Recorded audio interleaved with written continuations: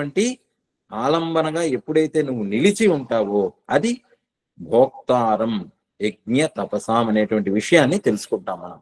అదే భగవంతుడు అనేటువంటి విషయాన్ని జ్ఞాత్వామాం భోక్తారం యజ్ఞ తపసాం. ఇంకా భగవంతుడు ఎవరు అనంటే సర్వలోక మహేశ్వరం. ఇందాకలు అనుకున్నాం కదా, సమస్తమైనటువంటి సృష్టిని నిర్వహించేటువంటి వాడు మహేశ్వరం, ఈ శాసించేటువంటి వాడు అంటే సృష్టి స్థితి లయకారకుడైనటువంటి ఈశ్వరుడు. ఇప్పుడు మనం దానికి అంటే ఇప్పుడు మనం ఎలా అర్థం చేసుకోవాలి అని అంటే మన కార్యములకు నిర్దేశకుడు ఎవరు? మనం ఇది చేయాలి, అది చేయాలి, ఇలా ఉండాలి, అలా ఉండాలి, నేను ఇది తెలుసుకోవాలి, లేకపోతే ఇది పరీక్ష చేయాలి అనేటువంటిది ఎవరు చేసేది? నువ్వే. మనమే నిర్దేశించుకుంటున్నాము. ఈ నేను అనేటువంటిది ఎప్పుడైతే ఈ భోక్త అనేటువంటిది ఈశ్వరుడయ్యామో, అంటే నేను అనేటువంటిది ఈశ్వరుడుగా మనం తెలుసుకున్నామో, సమస్తమైనటువంటి సృష్టికి సర్వలోక మహేశ్వరంగా సృష్టి స్థితి లయకారకుడుగా ఆ పరమేశ్వరుడినే ఈశ్వరుడినే తెలుసుకుంటాము. అదే ఇక్కడ చెప్తున్నారు అనమాట, సర్వలోక మహేశ్వరం. సర్వలోక మహేశ్వరం అంటే that infinite lot of the creation. He is the creator, he is the sustainer and he is the dissolutor. అందుకనే Brahma, these are all the designation of the God. గాడ్ని ఒక ఒక ఒక డెసిగ్నేట్ చేయడానికి, but he is not limited to that. అది గుర్తుపెట్టుకోవాలి. భగవంతుడు ఒక దానికి పరిమితుడు కాదు. భగవంతుడు సృష్టికి ఉంటూ he is the sun, he is the moon, he is the earth, he is the creation and he is at the same time he is also beyond the creation. He is not bound by the creation, he is beyond the creation. So సినిమాకు ఈ light పరిమితం కాదు. తెర మీద పడినటువంటి బొమ్మలకు వెలుగు పరిమితం కాదు. But because of that light the screen is the show is on. The show is on. The show cinema ఎందుకు నడుస్తున్నది అని అంటే ఆ వెలుగు వల్ల నడుస్తున్నది. కానీ వెలుగే సినిమా, కానీ వెలుగు సినిమాకు అతీతం. It is ever existing. Similarly the electricity is not limited by the gadgets. Gadgets అంటే ఇప్పుడు ఫ్యాన్ తిప్పుతుంది ఎలక్ట్రిసిటీ, లైట్ వెలిగిస్తుంది ఎలక్ట్రిసిటీ, ఏసీ పని చేస్తుంది electricity. But is it limited? ఈ గ్యాడ్జెట్స్ కి పరిమితమైన electricity? No. It is electricity is beyond that. At the same time it is not limited by them, it is not conditioned by them. So ఇది అంత అద్భుతమైనటువంటి అర్థం చేసుకోవాలి మనం. So also the God is the creation. The God is everything. But he is beyond that. It is not conditioned by that. And that is what I am. Bhoktaram Sarvaloka Maheshwaram. ఇది ఎలా తెలుస్తుంది? ఇది ఎలా తెలుస్తుంది అంటే సుహృదం సర్వభూతానాం. అద్భుతమైనటువంటి పదం. How do we experience that God? ఓకేనండి, అండర్స్టాండ్ అయింది, తెలుసుకుంటున్నాము. తెలుసుకున్న దాన్ని ఎక్స్పీరియన్స్ ఎలా చేయాలి నేను? సుహృదం అంటే అందరి భూతముల్లో ఉండేటువంటి సుహృదం. సుహృదం అని అంటే యాక్చువల్గా ఏం చెప్తారు అని అంటే వాళ్ళలో ఉండేటువంటి ఆత్మీయత. ఆత్మీయత మంచి అద్భుతమైనటువంటి పదం. అదే నిస్వార్థత. ఇందాకలా అనుకున్నాం. ఇప్పుడు మనకి ఏదో తెలియదు, ఎక్కడో వెళ్తూ ఉంటాం, దాహంగా ఉందండి అని అంటాం, వాళ్ళు ఏదో మంచినీళ్ళు ఇస్తారు. మంచినీళ్ళు ఇచ్చినప్పుడు మనకి దాహం తీరుతుంది. దాహం తీరినప్పుడు మనం ఏంటవుతుంది? స్వాంతన పొందుతాం. అబ్బా భలే ఉందండి, చల్లటి నీళ్లు మంచివి ఇచ్చారండి అంటాం. అంటే ఆ ఆత్మీయత ఎక్కడి నుంచి వచ్చింది? ఆ మంచినీళ్ళ వల్ల వచ్చింది. కానీ ఆ మంచినీళ్లు మనకి ఇచ్చినటువంటి వాళ్ళు ఎవరు? అవతలలో ఉండేటువంటి ఆత్మీయత.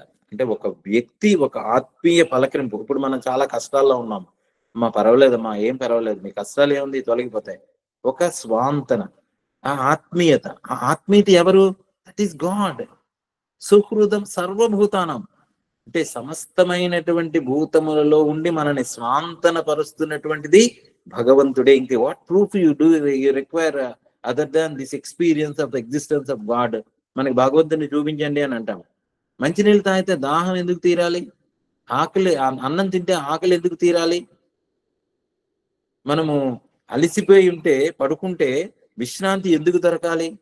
కలత చెందినటువంటి మనస్సు కాసేపు ప్రశాంతంగా కూర్చుంటే కలతలు తొలగిపోయి ప్రశాంతత ఎందుకు అనుభవించాలి? Unless it is there we cannot attain it. గుర్తుపెట్టుకోవాలి మనము. అంటే మన యందు లేనటువంటి దాన్ని మనం ఎప్పుడు పొందలేము.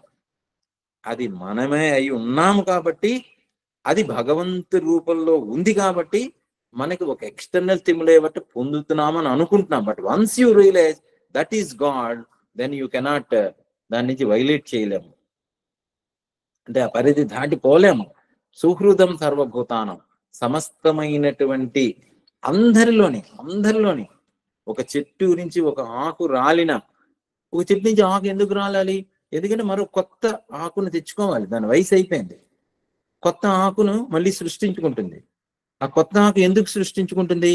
దానికి స్వాంతన, మళ్ళీ దానికి ఫుడ్ కావాలి, ఆహారం కావాలి. ఆహారం ఎక్కడి నుంచి తయారు చేసుకుంటుంది? సూర్యరశ్మిని గ్రహించి, మళ్ళీ వేళ్ల నుంచి నీళ్లను తీసుకొని, ఆ కిరణజన్య సంయోగ క్రియ ద్వారా మళ్ళీ దాన్ని ఫుడ్ని తీసుకొని, భలే ఫుడ్ లేకపోతే మనం ఎలాగైతే అయిపోతాం. ఆ కుక్కకి ఏదో అలా అలా వెళ్తూ ఉంటుంది, ఎక్కడో ఆహారం దొరుకుతుంది, నవ్వులుతూ ఉంటుంది, నవిలి అబ్బా భలే ఉందని ఆనందపడుతూ ఉంటుంది. స్వాంతన, సుహృదం సర్వభూతానం. మనకి ఏదో దుఃఖం వస్తుంది, మనకి ఏదో కష్టం వస్తుంది, మన పిల్లలకి ఏదో ఇబ్బంది వస్తుంది, ఏదో వచ్చి తొలగిపోతుంది, ఆ దుఃఖం తొలగిపోతుంది, మనకి స్వాంతన వస్తుంది. That is God. అంటే God is expressing himself in many వేస్.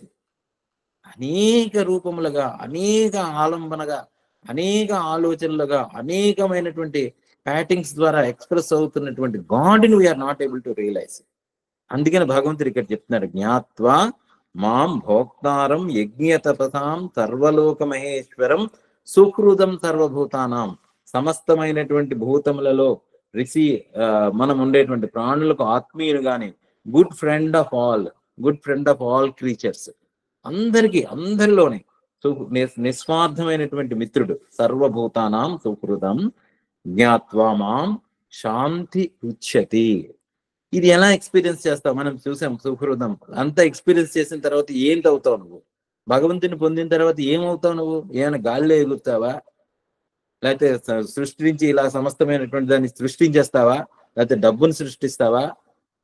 లేకపోతే అందరినీ శాసించి నువ్వు నేను చెప్పినట్టుగా వినేటట్టుగా చేస్తావా? ఇందాక మనం అనుకున్నాం, ఇవన్నీ కార్యములన్నీ ఎప్పుడైతే చేస్తామో, డబ్బు సంపాదిస్తే దుఃఖం ఉంది, డబ్బు సంపాదించిన ఎక్కువ డబ్బున్న కొద్దీ కూడా మనకి మానసికమైనటువంటి వ్యధే. ఎక్కువ పవర్ ఉన్న దగ్గర నుంచి కూడా నిద్ర పట్టదు, కలత. ఎక్కువగా శాసించేటువంటి వాడు ఎప్పుడూ నిద్రపోడు, వాడికి ఎప్పుడూ కూడా శాంతి అనేటువంటిది లేదు. ఏమవుతుంది అంటే, ఎప్పుడైతే భగవంతుణ్ణి పొందుతామో, భగవంతుణ్ణి తెలుసుకుంటామో, అందరి హృదయంలో ఆత్మీయుడిగా పలకరింపు చేస్తూ ఉంటామో, నా హృదయంలో ఎప్పుడైతే ఆ మధురమైనటువంటి ఆ తెలివి, ఆ ఆత్మీయత ఎప్పుడైతే మనం అనుభవిస్తామో, ఏం చెప్తున్నారంటే శాంతి రుచ్యతి. శాంతిని రుచ్యతి అని అంటే పొందుతాడు. శాంతిం రుచ్యతి, దట్ ఈజ్ వాట్ తెలుసుకొని పరమ శాంతిని పొందును. పరమమైనటువంటి శాంతి, the ultimate bliss he will attain. That is what I am అనేటువంటి విషయాన్ని ఇక్కడ చెప్తున్నాను. So that is what the God is, that is what. So ఆ భగవంతుని ఆ రకముగా పొందుతారు అనేటువంటి విషయాన్ని చెప్తారు. భగవంతుడి యజ్ఞములకు తపస్సులకు భోక్త అంటే చెప్పుకున్నాం. సమస్త లోకములకు లోకేశ్వరులకు అధిపతి. అధిపతి అని అంటే మనకి ఏమవుతుందంటే, రాగానే సమ్ పర్సన్ సిట్టింగ్ సమ్వేర్ ఒక శాసించి ఒక కొరడా పట్టుకొని, తప్పు చేస్తే కొరడా దెబ్బలు పెట్టి కొట్టేటువంటి వాడు, లేకపోతే మంచి చేస్తే వాడికి బాగా మెక్కేసి పెద్ద సింహాసనాలు ఇచ్చేసి పెద్ద పెద్ద బంగ్లాలకు అధిపతి చేసేటువంటి వాడిగా అనుకుంటాం. No, that is not what God is. We have to understand what God is. That's very, very tough to understand. ఎందుకు అని అంటే, మన మనస్సు అనేకమైనటువంటి వాటిలో తగులుకొని చిక్కుకుపోయి, ఒక ఇది ఇలాగే ఉండాలి, భగవంతుడు అంటే ఇది, భగవంతుడు అంటే ఒక పెద్ద ఆయన, భగవంతుడు అంటే కొరడా పట్టుకునేటువంటి వాడు, భగవంతుడు అంటే ఒంటి నిండా బంగారం వేసుకొని, పసుపు బట్టలు వేసుకొని, బొట్టు పెట్టుకొని ఇలా కూర్చొనేటువంటి వాడు, లేకపోతే మనం ఇలా అనగానే కటాక్షించి మనం ఏదడిగితే అది ఇచ్చేసేటువంటి వాడు భగవంతుడు. So these are all misconceptions of what God is. ఎక్కడా కూడా పరమాత్మ శ్రీకృష్ణ భగవానుడు భగవంతుడు అంటే ధనము, ధాన్యము, కామన, కోరిక వీటి గురించి మాట్లాడలేదు. హీ ఆల్వేస్ టాక్ అబౌట్ సుఖమస్నుతే, శాంతి మృచ్యతి, సర్వభూత హితే రతాః, వత్ కామక్రోధ వియుక్తానాం ఇలాంటి వాటి గురించి మాట్లాడాడు. అంటే కామక్రోధములు తొలగించేటువంటి వాడు, కల్మషములు లేనటువంటి వాడు, సమస్త భూతములను ప్రేమించేటువంటి వాడు, అక్షయమైన క్షయము కానటువంటి సుఖాన్ని అనుభవించేటువంటి వాడు, ఆనందం వచ్చేటువంటి వాడు, ఆనందమే తనుగా ఉండేటువంటి వాడు, శాంతిని పొందేటువంటి వాడు, లోపల లోపల అంత సుఖం అంతరారామ లోపలే రమించేటువంటి వాడు, తనతో తాను ఆనందాన్ని అనుభవించేటువంటి వాడు, ఇట్లా మాట్లాడాడు ఆయన. బ్రహ్మభూత అధిగచ్చతి అనేటువంటి విషయాన్ని మాట్లాడాడు.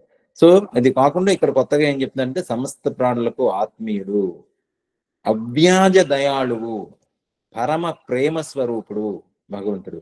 ఈ భగవతత్వంని ఎరిగిన భక్తులకు పరమ శాంతి లభించును అనేటువంటి విషయాన్ని పరమాత్మ ఈ అధ్యాయంలో మనకు తెలియజేసి ఈ భగవద్గీత ఈ 5వ అధ్యాయాన్ని ఇక్కడికి ముగిస్తున్నారు. ఓం తత్సదితి శ్రీమద్ భగవద్గీతాసు ఉపనిషత్సు బ్రహ్మ విద్యాయాం యోగశాస్త్రే శ్రీకృష్ణార్జున సంవాదే కర్మ సన్యాస యోగో నామ పంచమోధ్యాయ.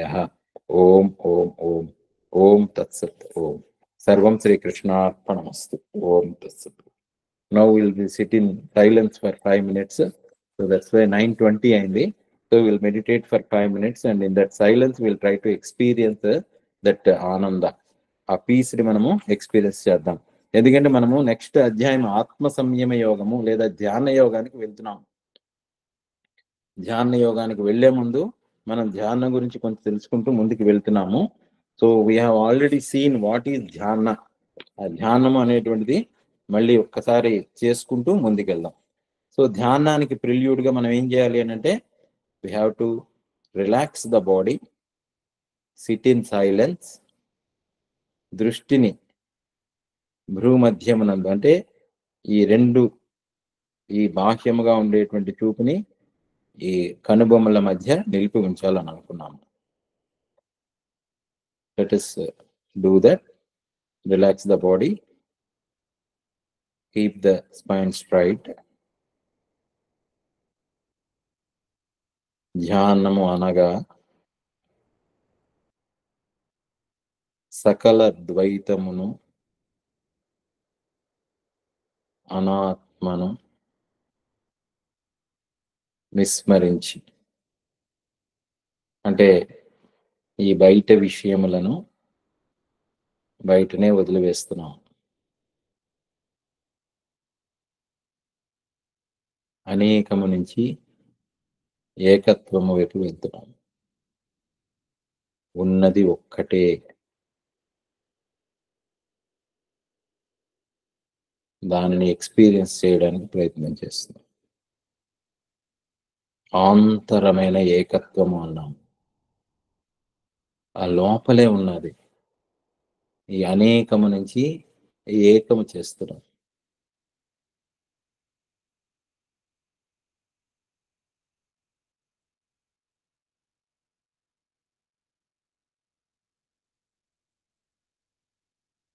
మనసులో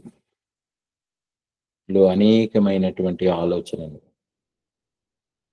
ఆ ఆలోచనలన్నీ కూడా ఏకము చేస్తూ శ్వాస మీద దృష్టి పెడుతున్నాము.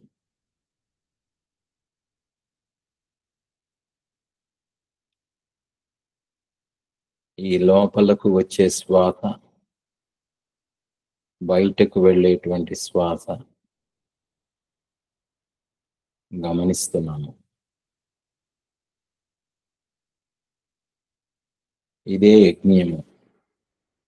లోపలకు వచ్చేటువంటి శ్వాస, బయటకు వెళ్ళేటువంటి శ్వాస యజ్ఞ భావనగా, భగవదర్పితముగా, భగవంతుని ఉనికిగా గ్రహిస్తున్నాము. మళ్ళీ మనస్సు అటు ఇటు చెదరచ్చు. దాన్ని పట్టించుకోకుండా లోపలకు వచ్చేటువంటి శ్వాస సహా సోం, బయటకు వెళ్ళేటువంటి శ్వాస అహం అనేటువంటి ఒక భావనను శ్వాసకు జోడిస్తున్నాము. సో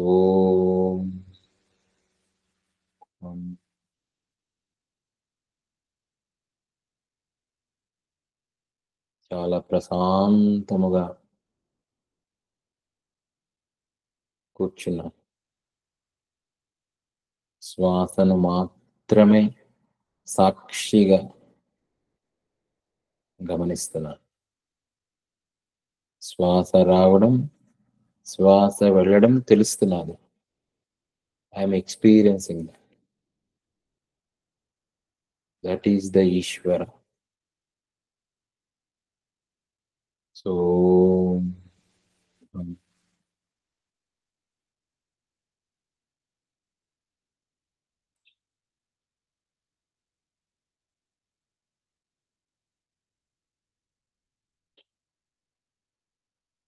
భోక్తారం యజ్ఞతపసాం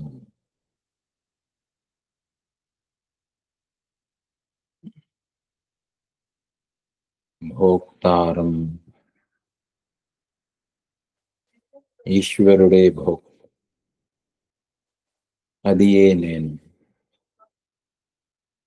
అతడే నేను.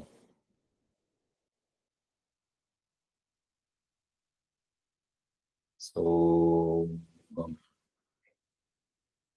భోక్తారం యజ్ఞతపసాం సర్వలోకమహేశ్వర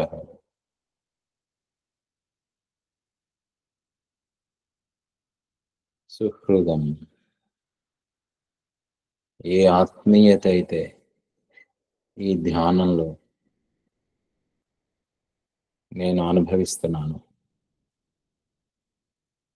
జ్ఞాత్వా మాం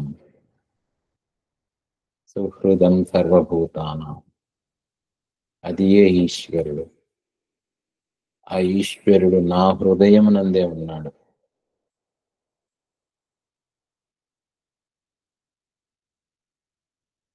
సుహృదం సర్వభూతానాం జ్ఞాత్వా మాం శాంతిరుచ్యతే. ఆ భగవంతుడు తన కృపా విశేషణం చే, తన అవ్యాజ కరుణామూర్తిత్వం చేత, అవ్యాజమైనటువంటి ప్రేమమయం చేత ఆ భగవంతుడు నా హృదయంలో కొలివేయి ఉన్నటువంటి భగవంతుడు నేను సాక్షాత్కరించుకున్నా. శాంతి రుచ్యతే, పరమమైనటువంటి శాంతిని పొందుతున్నాను.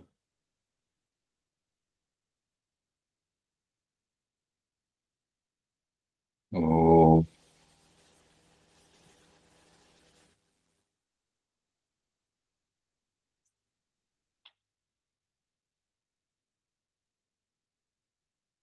ఓ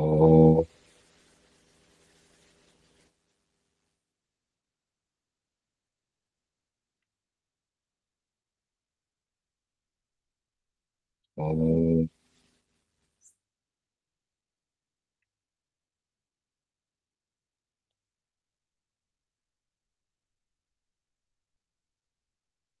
ఓం ఓం ఓం. జై గురు. సర్వం శ్రీకృష్ణార్పణమస్తు. నెమ్మదిగా కళ్ళు తెరుద్దాము. Will experience that please.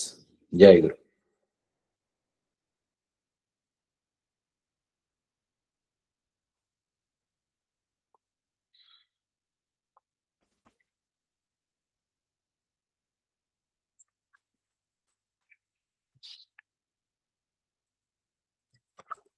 Relax,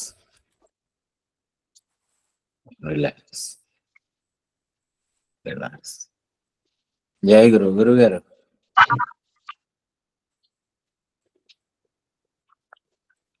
ప్రశాంతంగా